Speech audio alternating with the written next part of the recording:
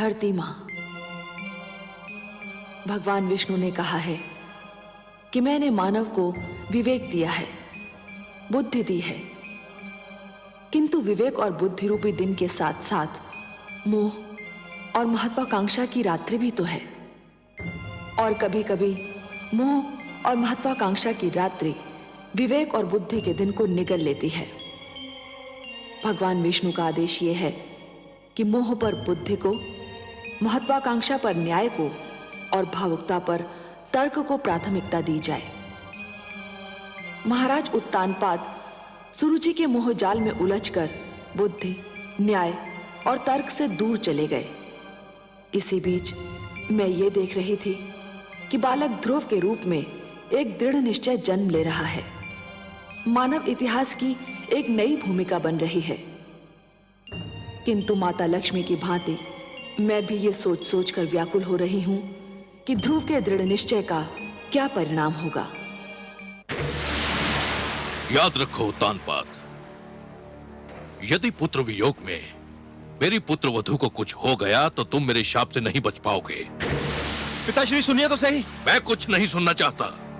पिताश्री, पिताश्री मुझे इतना कड़ा डंडा दीजिए पिताश्री।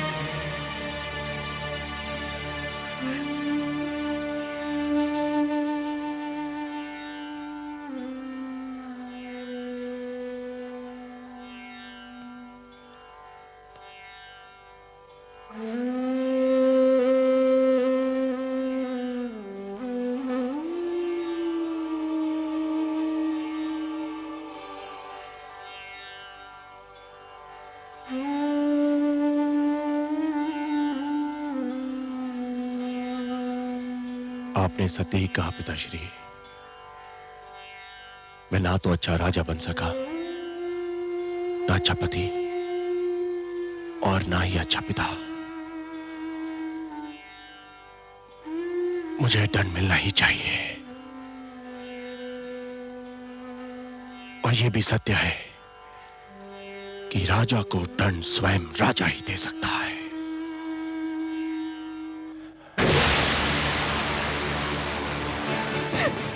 नहीं स्वामी, ये आप क्या कर रहे हैं? छोड़ दो, मुझे मर जाने दो। मेरे अपराध का यही दंड है, यही मेरा प्रायश्चित है। नहीं, पाप अपराध का प्रायश्चित नहीं होता।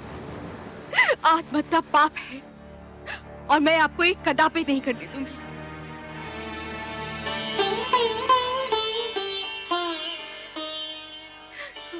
क्यों रोका मुझे? मुझे मर क्यों नहीं जाने दिया? क्यों रोका मुझे? मेरी आंखों से बहने वाले पुत्र वियोग के अश्रुओं को तो आप पोंछ ना सके। मेरी मांग का सिंदूर पोंछ देना चाहते थे। गोद सूनी हो गई, मांग भी सूनी कर देना चाहते थे। पुत्र के लौटने की तो मैं प्रतीक्षा कर सकती हूँ। आपको कुछ हो जाए तो मैं क्या करूंगी? तो फिर मैं क्या करूं? मुझ में तो इतनी शक्ति भी नहीं है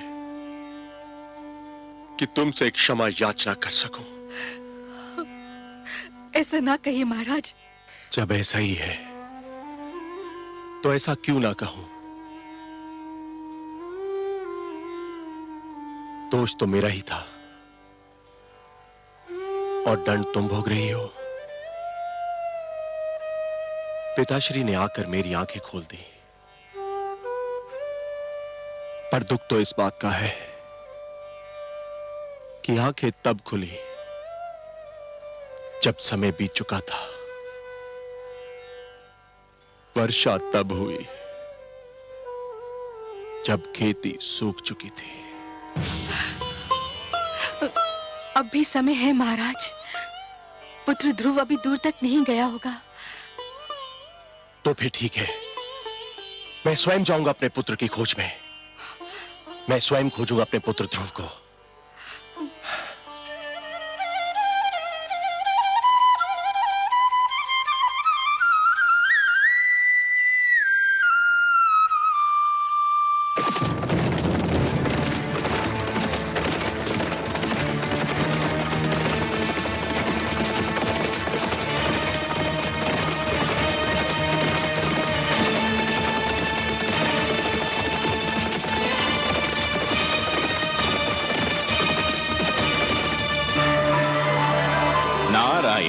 नारायण।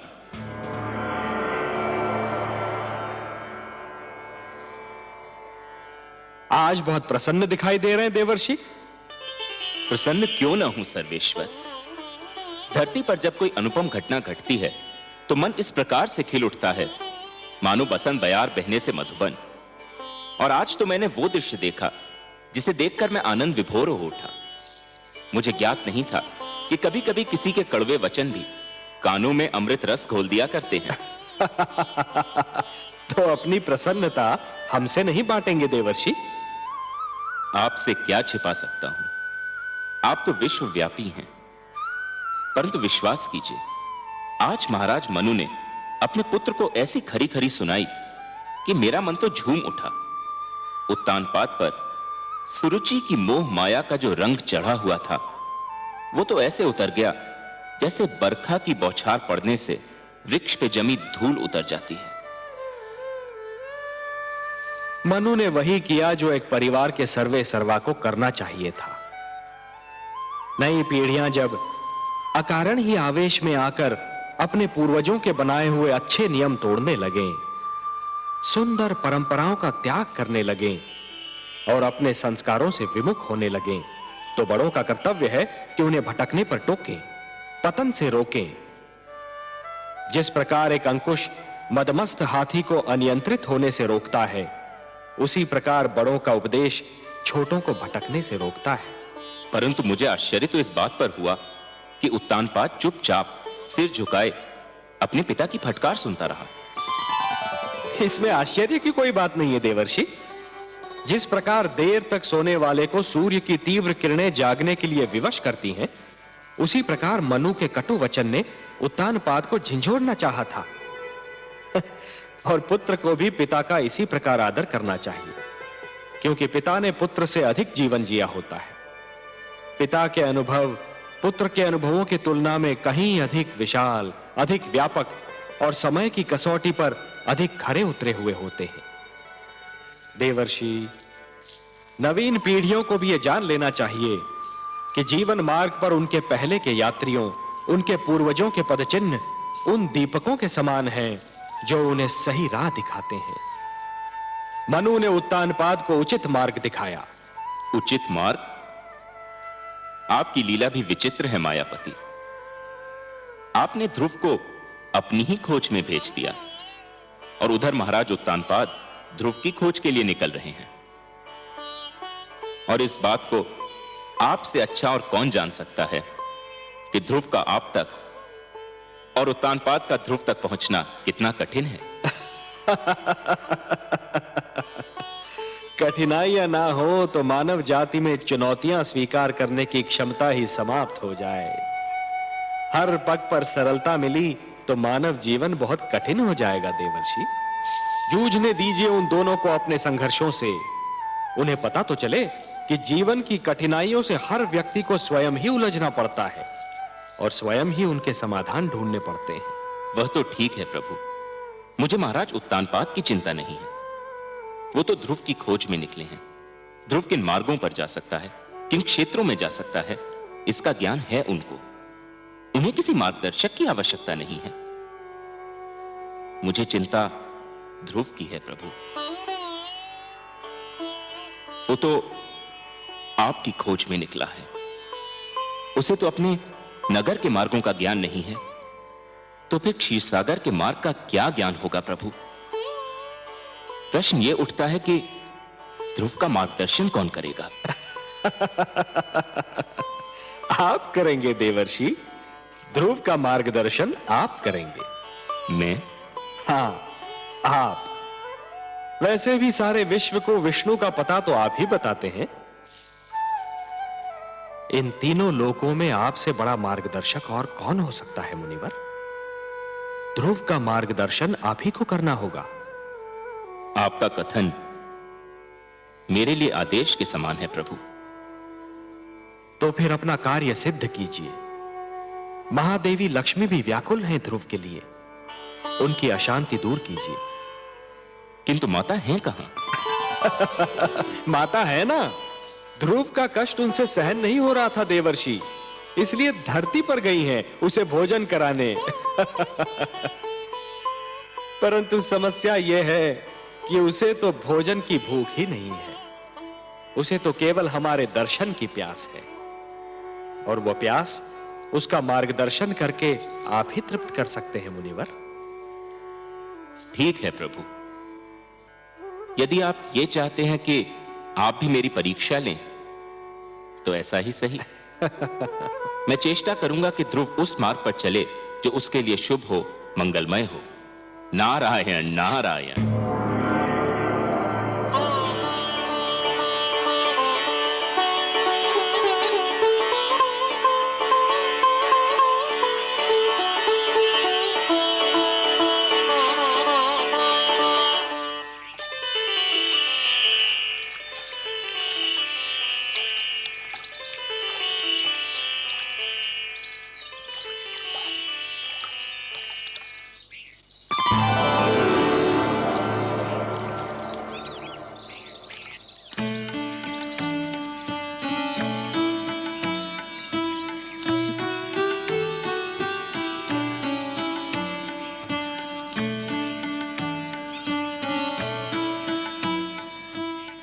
अरे माता आप?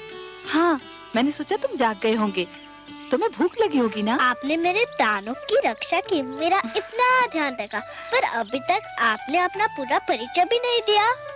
कहा ना कि माता हूँ। माता का परिचय क्या? माता तो एक नाते का नाम है, पर जिससे इस नाते का संबंध होता है उसका भी अपना एक नाम होता है। अच्छा, मेरा नाम तो सुनो, मेरा नाम विष्णु प्रिया है। विष्णु प्रिया अर्थात भगवान विष्णु की प्रिया। ये आप भगवान विष्णु की प्रिया है, तब तो आप ये भी जानती होंगी कि भगवान विष्णु कहाँ निवास करते हैं। नाम विष्णु प्रिया होने से कोई भगवान विष्णु की प्रिया थोड़ी ही हो जाती है। और यदि ऐसा होता तो इस समय भगवान विष्णु मेरे साथ होते और तुम्हें उनकी खोज में भटकना नहीं पड़ता। तुम्हारे लिए भोजन लाई हूँ, चलो इसे ग्रहण कर लो। मुझे क्षमा कर दो माँ, मैं जानता हूँ तुम मुझे खिलाए बिना भोजन नहीं करती थी, पर मैं भगवान विष्णु से मिले बिना तुम्हारे पास नहीं आ सकता। लो। धन्यवाद माते, मुझे भूख नहीं है। क्यों बेटे? पुत्र ध्रुव! ध्रुव! पिताश्री, पुत्र ध्रुव! पिताश्री आ रहे हैं, मुझे कहीं छुपा दो। क्यों बेटे? पिताश्री आ रहे हैं, मुझे देख लिया तो मुझे घर पकड़ ले जाएंगे। मैं घर जाना नहीं चाहता, मुझे कहीं छुपा दो माते, मुझे कहीं छुपा दो। चलो चलो मेरे साथ। ध्रुव!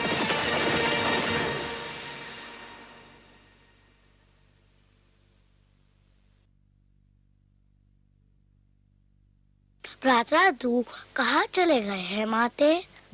जहां भी गया हो, तुझे क्या करना है? मेरे लाल, जिस दिन तेरा जन्म हुआ था उसी दिन मैंने स्वप्न संजो लिया था कि राज मुकुट सिर्फ तेरे ही सर पर रखा जाएगा। उसी दिन मैंने मन में ठान ली थी कि राज सिंहासन पर सिर्फ तू ही बैठेगा, चाहे उसके लिए मुझे कुछ भी करना पड़े। भगवान की अपार कृपा है कि मुझे कुछ नहीं करना पड़ा। ध्रुव स्वयं ही चला गया। तेरी राह का एक ही कांटा था, वो भी दूर हो गया। परंतु पिताश्री तो उन्हें ढूंढने गए हैं। ढूंढने नहीं गए हैं पुत्र, ढूंढने का स्वांग रचा रहे हैं। नहीं तो संसार कहेगा कि पिता को पुत्र की चिंता ही नहीं। वास्तव में वो प्यार तो तुझसे करते हैं, और वो भी इसलिए कि तू मेरा पुत्र है। अब शीघ्र ही भोजन समाप्त कर ले, हमें बहुत से कार्य करने हैं।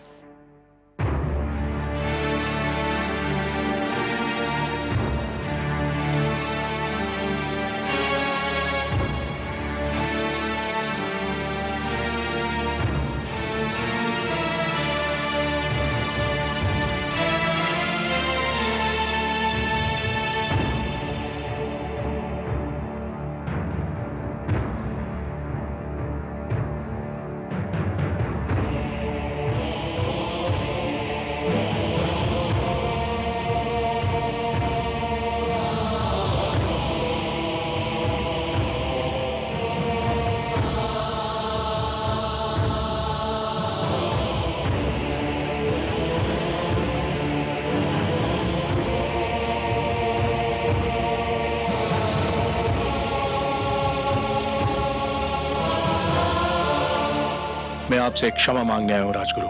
क्षमा? मुझसे क्षमा? किस बात की क्षमा? मैं क्षमा मांगने आया हूं राजगुरु अपने उस भूल की कि मैंने आपका परामर्श ठुकरा दिया। आपने मुझे रोका था और बिल्कुल ठीक रोका था कि मैं महारानी सुनीति का स्थान सुरुचि को ना दूं, परंतु मैंने आपका तिरस्कार किया। मैं अपनी उसी भूल की क्षमा मांगने आया हूं। राजा मांगता नहीं है महाराज, राजा तो देता है, प्रदान करता है। राजा क्षमा मांगने लगे तो अपराधी को दंड कौन देगा महाराज? आपकी भूल ये थी कि आप अपनी इंद्रियों को वश में न रख सके, अपनी इच्छाओं पर नियंत्रण न कर सके। जिस प्रकार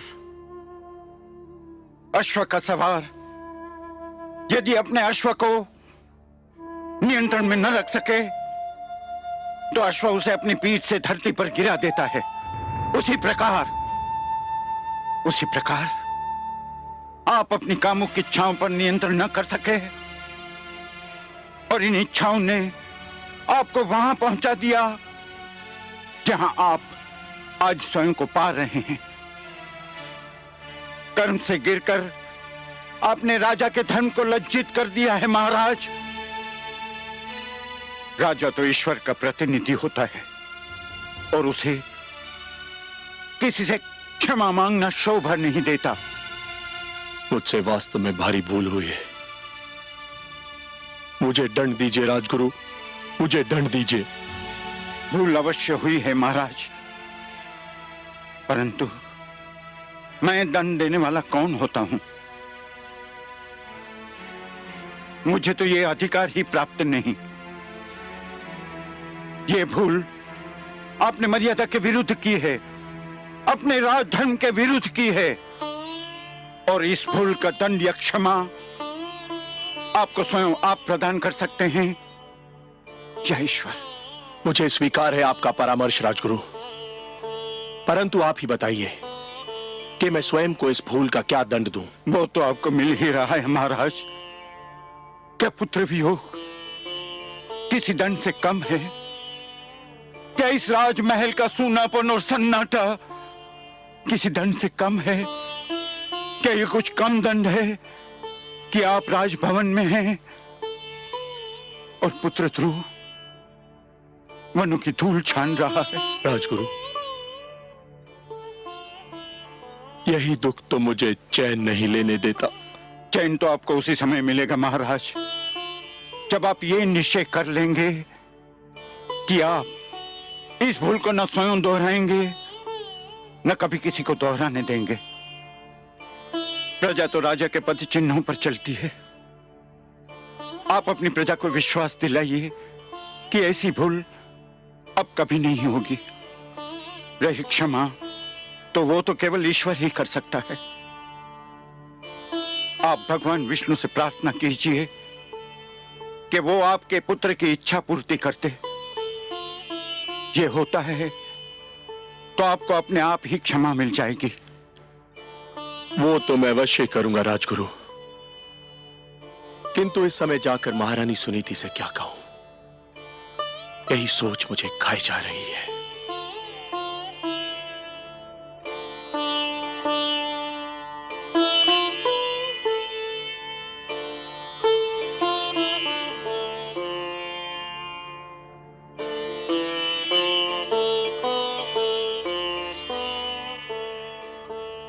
कुछ तो खा लीजिए महारानी जी। इसे ले जाओ दासी, मुझे भूख नहीं है। कब तक आप भूखी रहेंगी महारानी जी?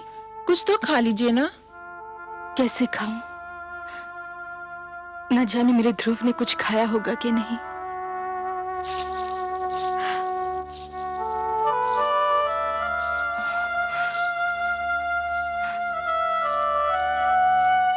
मेरा पुत्र महाराज?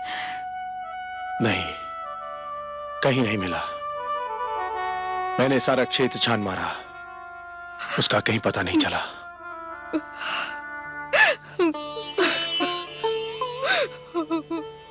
सुनीति, ये सब मेरा ही किया धरा है। दिग्विजय उत्तानपाद अपने अनंतपुर में पराजित हो गया। सरूची के मोह जाल में आकर हमने आप पर और अपने पुत्र ध्रुव पर बड़ा ही अन्याय किया है। ऐसा ना कहे महाराज, ये सब मेरे भाग्य का खेल है। एक बार और चेष्टा करके देख लेते हैं। इस बार मैं भी आपके साथ चलूंगी। वनों में, पहाड़ियों में, घाटियों में, हर जगह उसे पुकारूंगी।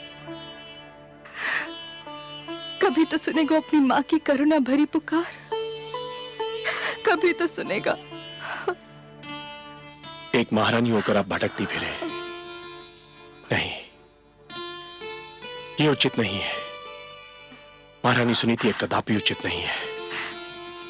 एक महारानी के लिए उचित नहीं, एक माँ के लिए तो उचित है।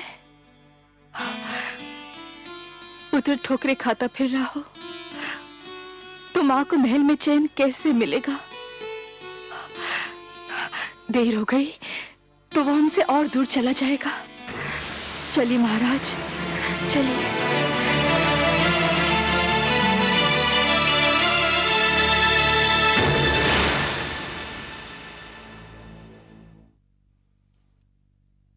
महारानी, महारानी, सब बना बनाया खेल बिगड़ गया। शुभ शुभ बोल बावली, कौन सा खेल बिगड़ गया? महारानी सुनीति ने महाराज का मन एक बार फिर जीत लिया है। क्या? ये तू क्या कह रही है? स्पष्ट बता, क्या हुआ? मैं वहीं से चली आ रही हूँ। पुत्र शोक ने महाराज को व्याकुल कर दिया है। वो मेरे सामने महारानी सुनीति के समक्ष अपना पश्चाताप प्रकट कर रहे थे। क्या? हाँ महारानी, और अब दोनों मिलकर राजकुमार ध्रुव की खोज में जा रहे हैं। कुछ कीजिए, वरना आपके सारे सपने चकनाचूर हो जाएंगे। नहीं, यह असंभव है। ऐसा नहीं हो सकता। मैं देखती हूँ कि महाराज कैसे जाते हैं।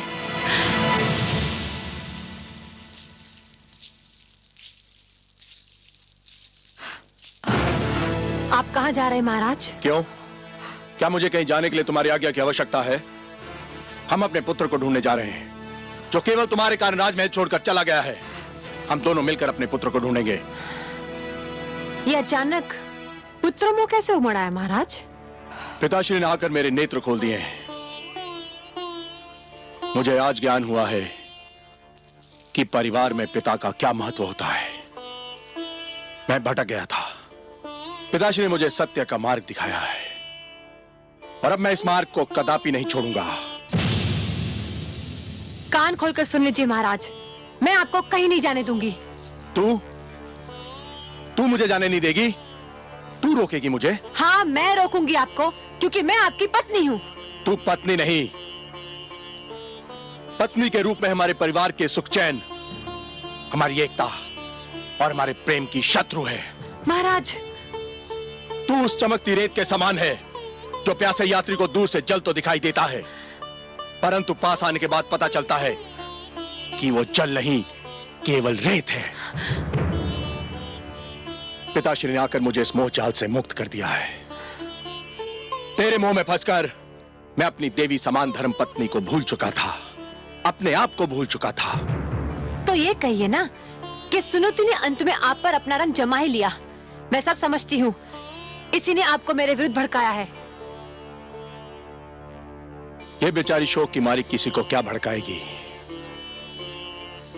इसके मन में तो पुत्र वियोग की अग्नि दहक रही है, पर तू क्या जाने इस दुख को? यदि तेरा उत्तम कहीं चला गया होता तो तुझे ज्ञान होता कि पुत्र वियोग क्या होता है। ये आप क्या कह रहे हैं महाराज? भगवान के लिए इतने अशुभ बोल अपने मुंह से ना बोलिए। भगवान ना करे कि वो कहीं चला जाए। वो केवल आपका ही नहीं, मेरा भी पुत्र है। उसने मेरी कोख से जन्म नहीं लिया तो क्या हुआ? माता कहकर तो वो मुझे भी पुकारता था। मैं तो यही सोचती थी कि ध्रुव के जाने के बाद उत्तम ही हमारे घर का दीपक है। ध्रुव को तो मैं खो चुकी हूँ। उत्तम भी अगर कहीं चला गया तो हमारा क्या होगा? देख लिया तुमने, ये है माता, ऐसी होती है ममता। और एक तुम हो कि ध्रुव हरदम तुम्हारी आंखों में कांटे के समान खटकता रहता था। तुम यही चाहती थी ना कि राजमहल तुम्हारा हो जाए, यह ऐश्वर्य तुम्हारा हो जाए, मेरे राजकोष, मेरे सिंहासन पर तुम्हारा अधिकार हो जाए। तो ले, मैं सब कुछ तुम्हें देता हूं और सुनीति को लेकर अपने पुत्र की खोज में जा रहा हूं। यदि वो हमें ना मिला तो हम भी लौट कर नहीं आएंगे। तू बिठा ले अपने पुत्र को राज सिंहासन पर और जैसे चाहे वैसे राज कर। हम जा रहे हैं। चलिए महारानी सुनीति। महाराज,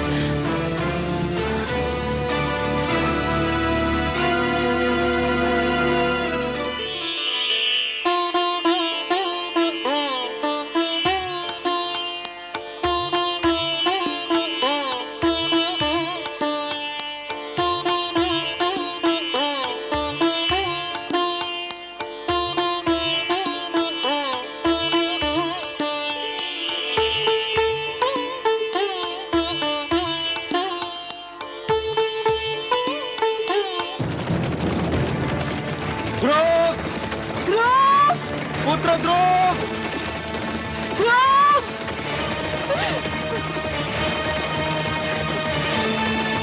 पुत्र ध्रुव! ध्रुव! ध्रुव! ध्रुव! पुत्र ध्रुव!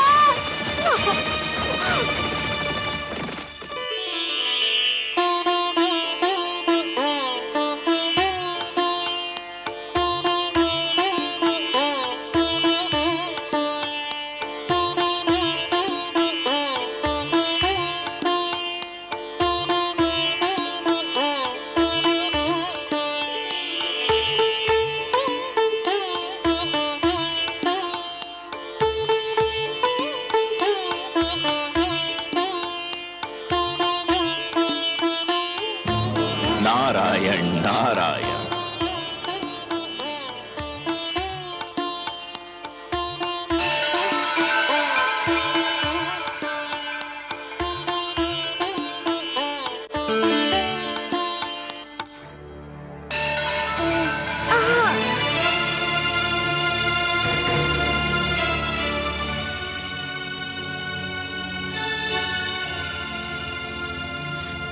बालक, आप कौन है महात्मन? तुम प्यासे हो और मैं तुम्हारे लिए जल लाया हूं। क्या इतना जान लेना पर्याप्त नहीं है? मैं जल पीना नहीं चाहता। मैं भगवान विष्णु से मिलने जा रहा हूँ। बहुत लंबी यात्रा करनी है मुझे। जल नहीं पियोगे तो लंबी यात्रा कैसे करोगे? धर्म की साधना के लिए शरीर की रक्षा करना बहुत आवश्यक होता है बालक। लो, थोड़ा सा जल पी लो।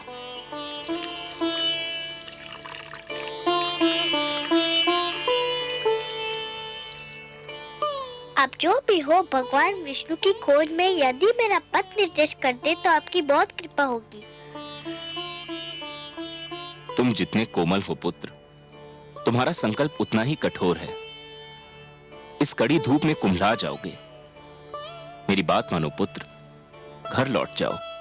मैं तो समझा था कि आप मेरा मार्गदर्शन करेंगे। मार्गदर्शन ही तो कर रहा हूं।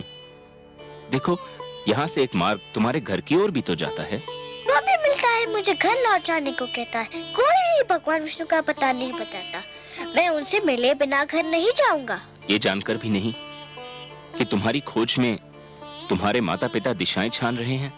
आपको किसने बताया? मैं तो तुम्हें भी बता सकता हूँ। बता क्या, मैं तो तुम्हें दिखा भी सकता हूँ। देखना चाहोगे? देखो। माते! संभलिए महाराज। आप कौन है?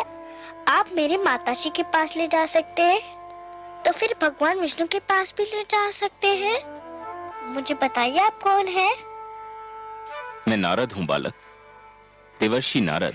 बारंबार प्रणाम आपको करता हूँ देवर्षि नारद। मुझे बताइए भगवान विष्णु कहाँ रहते हैं? भगवान विष्णु तो क्षीर सागर में शेषनाग की शैया पर निवास करते हैं पुत्र।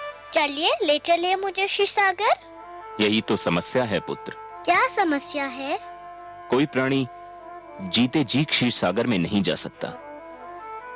क्षीर सागर में मनुष्य की आत्मा जा सकती है, उसका शरीर नहीं। जब तक कोई प्राणी इस जीवन के बंधन में बंधा है, तब तक वो क्षीर सागर नहीं जा सकता। मृत्यु के पश्चात ही वहां जाया जा सकता है बालक। पर मैं तो जीते जी उनसे मिलना चाहता हूँ। मैं मृत्यु से नहीं डरता, किंतु मैं उनसे मिले बिना मरना नहीं चाहता। तुमने तो मुझे चक्कर में डाल दिया पुत्र। एक बात कहूँ देवर्षि? अवश्य कहो पुत्र। मनुष्य तो मृत्यु के पश्चात ही उनसे मिल सकता है, पर वे स्वयं तो किसी भी जीवित प्राणी से मिल सकते हैं ना? मेरी बुद्धि की परीक्षा मत लो। तुम क्या कहना चाहते हो बालक? यही कि यदि मैं उनके पास नहीं जा सकता, पर वो तो मेरे पास आ सकते हैं ना? हाँ, ये तो संभव है, किंतु इसके लिए बड़ी कड़ी तपस्या करनी होगी। करूँगा, करूँगा, कड़ी से कड़ी तपस्या करूँगा। सोच लो बालक, बड़ी कठिन राह है ये। कष्ट ही कष्ट है इस राह में। भगवान विष्णु के दर्शन के लिए मैं हर कष्ट हंस के सह लूंगा। पहले तुमने मुझे प्रणाम किया, अब मैं तुम्हें, तुम्हारे साहस, तुम्हारे दृढ़ निश्चय को प्रणाम करता हूं। इतना छोटा बालक और इतना बड़ा संकल्प, इतना साहस। अच्छा तो सुनो, तुम्हें उस वन में जाना होगा, दूर अंदर तक। वहां जाके तुम्हें एक मंत्र का जाप करना होगा, निरंतर, तार तोड़े बिना। जाप एक पल के लिए भी नहीं टूटना चाहिए। मुझे मंत्र दीजिए। कहो, ओम नमो भगवते वासुदेवाय। ओम नमो भगवते वासुदेवाय। ओम नमो भगवते वासुदेवाय। ओम नमो भगवते वासुदेवाय। ओम नमो भगवते वासुदेवाय। ओम नमो भगवते वासुदेवाय। ओम नमो भगवते वासुदेवाय। ओम नमो भगवते वासुदेवाय। ओम नमो भगवते वासुदेवाय। ओम नमो भगवते वासुदेवाय। देवर्षि, माते प्रणाम।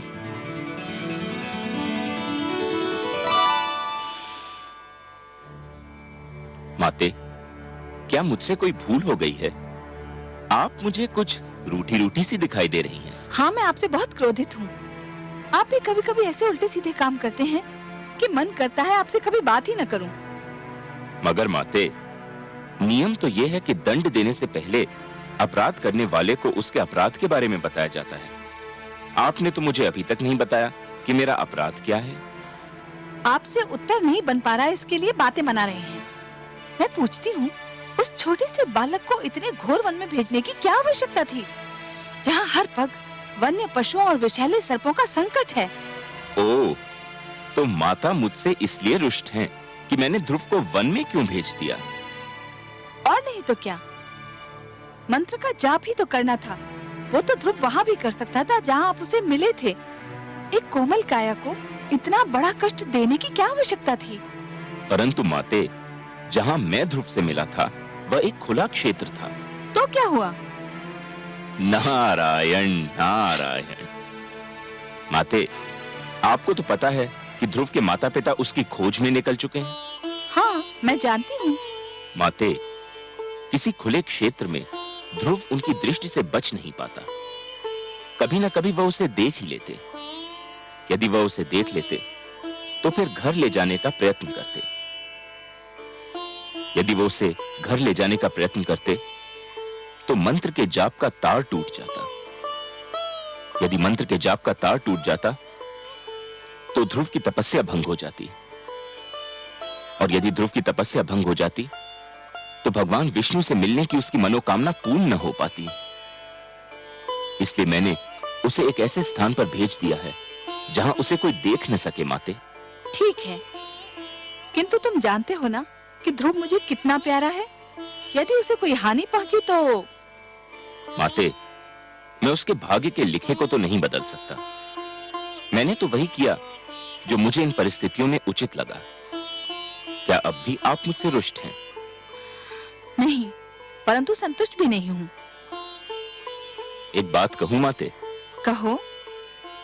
आप जब भी क्रोधित होकर मुझे डांटती हैं तो मुझे बहुत आनंद मिलता है। मुझे यूं लगता है मानो किसी सुंदर मधुवन से मुझ पर फूलों की वर्षा हो रही हो। नारायण नारायण।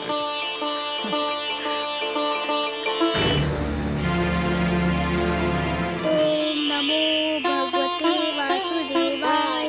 ओम नमो भगवते वासुदेवाय। ओम नमो भगवते वासुदेवाय। ओम नमो भगवते वासुदेवाय। ओम नमो भगवते वासुदेवाय।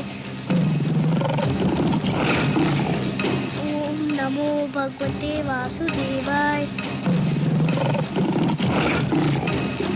ओम नमो भगवते वासुदेवाय। ओम नमो भगवते वासुदेवाय। ओम नमो भगवते वासुदेवाय। ओम नमो भगवते वासुदेवाय। ओम नमो भगवते देवाय।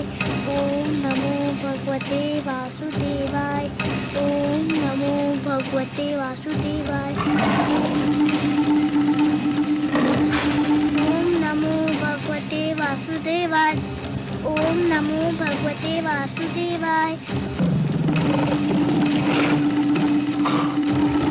ओम नमो भगवते वासुदेवाय। ओम नमो भगवते वासुदेवाय। ओम नमो भगवते वासुदेवाय। ओम नमो भगवते वासुदेवाय। ओम नमो भगवते वासुदेवाय। नारायण नारायण। आइए देवर्षि आइए, स्वागत है आपका। बताइए, तो क्या आपकी कृपा दृष्टि हुई ध्रुव पर? क्या आपका मार्गदर्शन मिला उसे? ध्रुव का मार्गदर्शन आपने भी किसके पास भेज दिया था मुझे? वो बालक है ना, न जाने किस मिट्टी का बना हुआ है। देखने में तो छोटा सा है, परंतु संकल्प इतना दृढ़ कि बड़े बड़ों की बुद्धि चकरा जाए। इतनी छोटी सी आयु में इतनी महान अभिलाषा, और अब इस बात पर अड़ा हुआ है कि भगवान को स्वयं ही उसके पास आना पड़ेगा और इसके लिए कुछ भी सहने को तैयार है। प्रभु, उसका मार्गदर्शन करते करते तो मैं अपना मार्ग भूलते भूलते बचा। उसे मेरे मार्गदर्शन की आवश्यकता नहीं लगती प्रभु। आप ठीक कह रहे हैं देवर्षि, आप ठीक कह रहे हैं। पतंगा जब दीपक पर अपना सर्वस्व न्योछावर करने की ठान लेता है तो केवल एक ही वस्तु उसका मार्गदर्शन कर सकती है, दीपक की लौ और उस पर मर मिटने की इच्छा। फिर यही उद्देश्य उसका पूर्ण जीवन बन जाता है। ध्रुव के मन में जिस संकल्प ने जन्म लिया है देवर्षि, उस संकल्प की पूर्ति के लिए उसका मार्गदर्शन भी वही संकल्प करेगा। उस संकल्प के अतिरिक्त और कोई उसका मार्गदर्शन कर ही नहीं सकता। एक बात पूछने को मन कर रहा है जनार्दन। तो संकोच क्यों कर रहे हैं देवर्षि? पूछिए ना। हे विश्वेश्वर, जब ध्रुव के संकल्प से ही उसका मार्गदर्शन होना था, तो फिर उसके मार्गदर्शन के लिए आपने मुझे क्यों भेजा? यदि चंद्रमा उदित ही न हो देवर्षि, तो अंधियारी रात्रि के यात्री को कौन बताए कि उसकी यात्रा किस दिशा में होनी है? आपने चंद्रमा बनकर ध्रुव की आकांक्षा को दिशा दे दी देवर्षि। यह कोई साधारण और सरल कार्य नहीं था। मैं जानता था कि यह कार्य केवल आप ही कर सकते हैं देवर्षि, केवल आप, क्योंकि आप सृष्टि के सबसे श्रेष्ठ मार्गदर्शक हैं। जो आपने किया वो केवल उचित ही नहीं था, बल्कि सराहनीय भी था। आपकी सराहना के लिए बहुत बहुत धन्यवाद नारायण। किंतु माता लक्ष्मी कभी मुझे सराहें, लगता है ये मेरे भाग्य में नहीं लिखा है। मैं जानता हूं देवर्षि, आपने जो किया उससे माता लक्ष्मी यदि रुष्ट नहीं तो संतुष्ट भी नहीं है, यही कहना चाहते हैं ना आप? आपसे क्या छिपा है अंतर्यामी? हाँ, माता मुझसे अप्रसन्न है। वो विवश हैं देवर्षि, अपनी ममता के कारण विवश हैं वो। उनसे तो किसी की पीड़ा नहीं देखी जाती, और फिर ये पीड़ा तो उसकी है जिसे उन्होंने स्वयं अपना पुत्र मान लिया है, इसलिए आप पर थोड़ा सा क्रोधित हो गई थी। और फिर क्रोध का प्रदर्शन भी तो अपनों से ही किया जाता है ना देवर्षि। आपको अपना समझती हैं, आप पर कृपालु हैं, इसलिए कभी कभी आप पर अपने क्रोध के पुष्प भी बरसाती रहती हैं। आपको भी तो आनंद मिलता है इससे। आपने मेरे मन की बात कह दी प्रभु। सच पूछिए तो माता के मुख से यदि कटुवचन भी निकले तो उनसे मधु की बूंदें टपकती दीख पड़ती हैं। किंतु माता अभी देवलोक लौटी नहीं क्या? ममता चिंता का दूसरा नाम है। आपने तो ध्रुव को भेज दिया वन में, अब माता का मन तड़प उठा कि कहीं वन के पशु उसे कोई हानि न पहुंचा दे। इस समय वो ध्रुव की रक्षा का प्रबंध करने शिव भार्या पार्वती से मिलने कैलाश पर्वत गई है।